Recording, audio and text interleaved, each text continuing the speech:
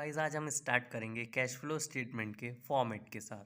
उससे पहले हम देखते हैं कैश फ्लो स्टेटमेंट का मीनिंग क्या होता है। तो कैश फ्लो स्टेटमेंट जैसे कि वर्ड से ही क्लियर हो रहा है, स्टेटमेंट मीन्स एक डॉक्यूमेंट जो हम प्रिपेयर करते हैं, जो कि रिफ्लेक्ट करता है सारी की सारी ट्रांजैक्शंस को जो कि एक हमने गिवन पीरियड के अंदर की है।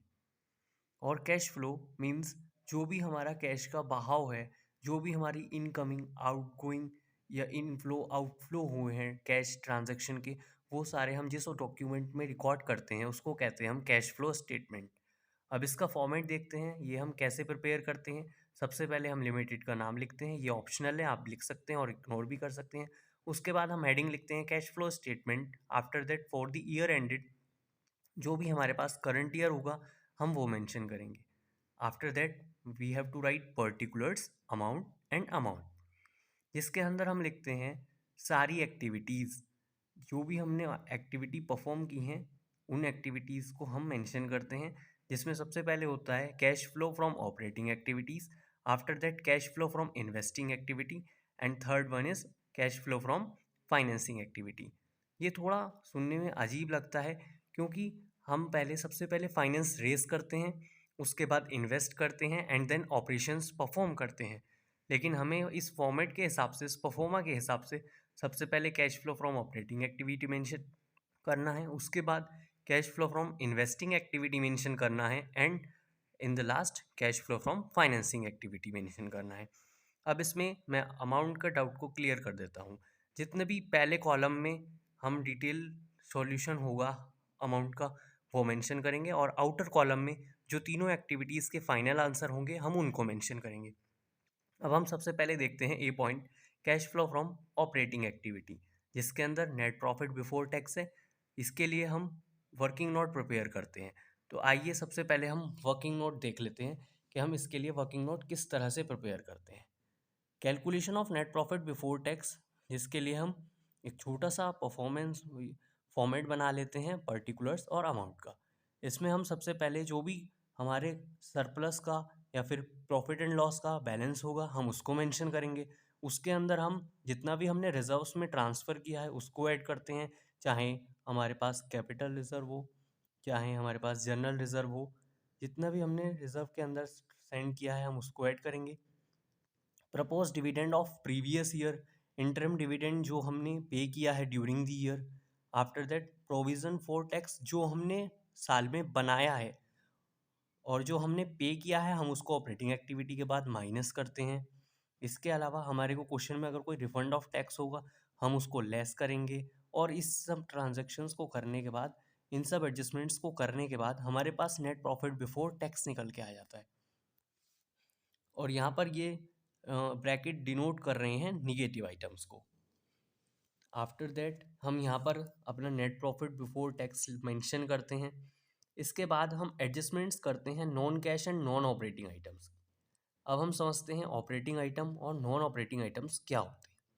ऑपरेटिंग आइटम जो हम डेली डे टू डे अपनी एक्टिविटीज़, बिजनेस की कोर एक्टिविटीज़ जो हम डे टू डे परफॉर्म करते हैं उनमें जो हमारे एक्सपेंस या इनकम होते हैं ऑपरेटिंग इनकम या ऑपरेटिंग एक्सपेंस कह सकते हैं।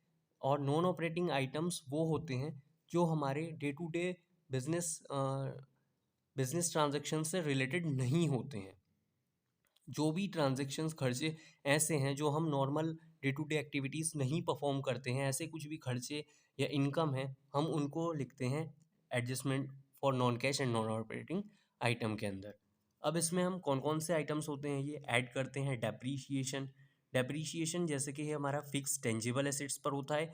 इसी तरह गुडविल, पेटेंट, ट्रेडमार्क के ऊपर हमारा अमोर्टाइजेशन होता है जो कि इंटेंजिबल एसेट्स के ऊपर होता है। इसके अलावा preliminary expenses, discount on issue of debentures, return of interest paid on short term and long term borrowing, हम इनको भी ऐड करते हैं। इसके अलावा loss on sale of fix assets, अगर प्रॉफिट होगा तो हम उसको माइनस करेंगे, तो gain on sale of fix assets हम माइनस करेंगे, लेकिन loss on sale of fix assets हम ऐड करेंगे। बेसिकली जितने भी एक्सपेंस और लॉस हैं हम यहाँ पर उन्हें ऐड कर रहे हैं, और जितनी भी इनकम और गेन है हम उन्हें यहाँ पर लेस कर रहे हैं। इसके अलावा increase in provision for doubtful debts हमने ऐड कर दिया। साथ में जो इनकम है हमारी वो सब हम लेस करेंगे, जैसे कि interest income, dividend income, rental income, या फिर हमारे को गेन हुआ है सेल ऑफ फिक्स एसेट्स पर, या फिर हमारा डिक्रीज हो गया है प्रोविजन फॉर डाउटफुल डेट्स। तो ये भी हमारे लिए एक बेनिफिट है, इसलिए हमने ये भी लेस कर दिया। अब इसमें operating profit before working capital changes आ जाएगा जब हम ये सारी एडजस्टमेंट्स करेंगे। उसके बाद हमने करना होता है डिक्रीज इन करंट एसेट्स को ऐड और इंक्रीज इन करंट लाइबिलिटी को भी ऐड। ये बेसिकली हम भी इसको भी इस तरीके से भी समझ सकते हैं कि ये हमारे जो लॉस हैं हमने ऐड कर दिए हैं, और जो हमारी इंक्रीज इन करंट एसेट्स तो ये हमें एक फ़ायदा हो गया, डिक्रीज इन करंट लाइबिलिटी ये भी हमारा फ़ायदा हो गया, तो ये हमने यहाँ पर इस तरह से इनको भी लेस कर दिया। या फिर इसके पीछे दूसरा लॉजिक हम ये भी समझ सकते हैं, जो हमने डायमंड रूल्स क्लास 11th में पढ़े थे, हम उनकी हेल्प से भी इसको कर सकते हैं। जिस तरह से हमारे एसेट इंक्रीज होते हैं हम उनको डेबिट करते हैं, इसका मतलब हम उन्हें माइनस करेंगे, और जिस तरह से हमारे एसेट डिक्रीज होते हैं हम उनको क्रेडिट करते हैं और हम उनको प्लस कर लेंगे। सेम विद लाइबिलिटीज़, हम इनको इस तरह से कर सकते हैं। Let's see. के बाद हम लेस करेंगे purchase of tangible fixed assets, फिर लेस करेंगे purchase of intangible fixed assets like goodwill, then फिर लेस करेंगे हम purchase of non current investment. इसको सॉल्व करने के बाद जो अगर पॉजिटिव बैलेंस आएगा तो हम उसको लिखेंगे net cash generated from investing activity, और अगर निगेटिव बैलेंस आएगा तो हम उसको लिखेंगे net cash used in investing activity. After that हम मूव करेंगे सी पॉइंट पर, जो है cash flow from financing activity. इसके अंदर शेयर कैपिटल की वैल्यू इंक्रीज हो रही होगी तो हम उसको लिखेंगे issue of share capital. Share capital की वैल्यू डिक्रीज हो रही होगी तो हम उसको लिखेंगे रिडम्पशन ऑफ शेयर कैपिटल, जिसको हम डिक्रीज करेंगे। उसके बाद हम ऐड करेंगे proceeds from other long term borrowing, then proceeds from short term borrowing, जिसके अंदर अगर बैंक ओवरड्राफ्ट और कैश क्रेडिट में इंक्रीज होगा उसके बैलेंस को हम ऐड कर देंगे। इफ़ उसके बैलेंस में बैंक ओवरड्राफ्ट और कैश क्रेडिट के बैलेंस में डिक्रीज होगा हम उसको माइनस कर देंगे। After that payment of interim dividend हम माइनस कर देंगे। Payment of propose dividend for previous year minus करेंगे, करंट ईयर नहीं करेंगे। Interest paid on short term and long term borrowing minus करेंगे। Interest paid on bank overdraft minus करेंगे। Repayment of loans है हम उसको माइनस करेंगे।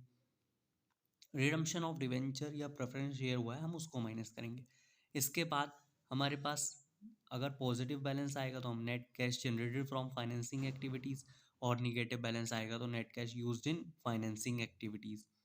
आफ्टर दैट हम तीनों एक्टिविटीज़ के टोटल को बाहर के कॉलम में लिख लेंगे और फिर हम उसको सॉल्व करेंगे। अगर हमारा इंक्रीज आएगा तो हम लिखेंगे पॉजिटिव बैलेंस आएगा तो net increase in cash and cash equivalent. Negative balance आएगा तो हम मेंशन करेंगे net decrease in cash and cash equivalent. After that हम उसमें ऐड कर देंगे opening balance of cash and cash equivalent, और जो हमारे को लास्ट में मिल जाएगा वो होगा हमारा closing balance of cash and cash equivalent. Thank you.